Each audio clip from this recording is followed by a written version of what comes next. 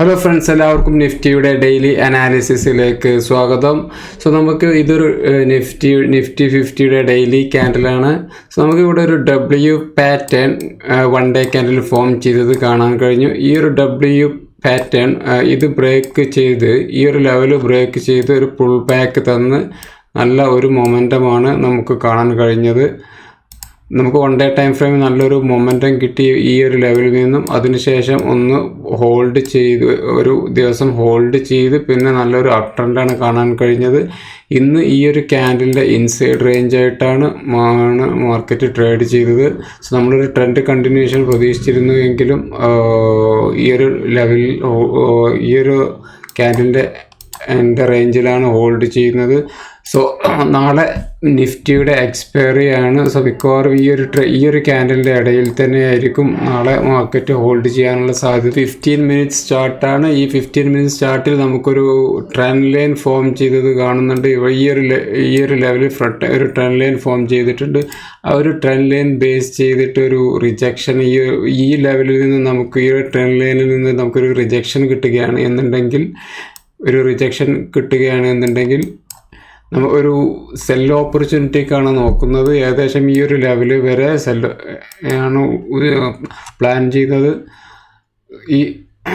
ഈ ഒരു trend line base ചെയ്തിട്ട് ഒരു സെല്ലിംഗ് ഓപ്പർച്യൂണിറ്റി കിട്ടി ഒരു നല്ലൊരു സെല്ലിംഗ് പ്രഷർ ക്യാൻഡിൽ കാണുകയാണ് എന്നുണ്ടെങ്കിൽ ഒരു സെല്ലിംഗ് എൻട്രി എടുക്കാനാണ് ഉദ്ദേശിക്കുന്നത്.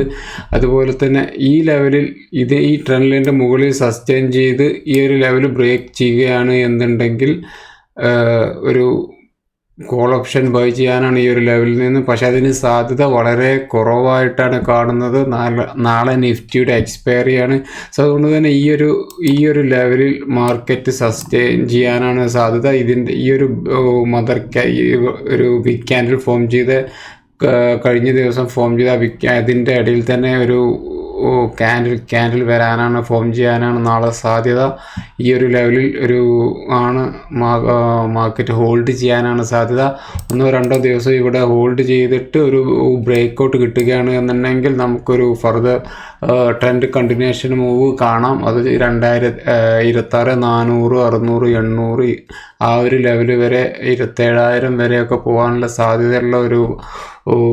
സാധ്യതയുണ്ട്. ഇവിടെ നിന്ന് ഹോൾഡ് 2-3 ദിവസം ഹോൾഡ് ചെയ്തിട്ട് ഒരു നല്ലൊരു ബ്രേക്ക് ഔട്ട് തരികയാണ് എന്നുണ്ടെങ്കിൽ നമുക്ക് നല്ലൊരു അപ് ട്രെൻഡിന് സാധ്യതയുണ്ട് ഈ ആഴ്ചയിലല്ല എന്നുണ്ടെങ്കിൽ നെക്സ്റ്റ് വീക്കൊക്കെ ആയിട്ട്.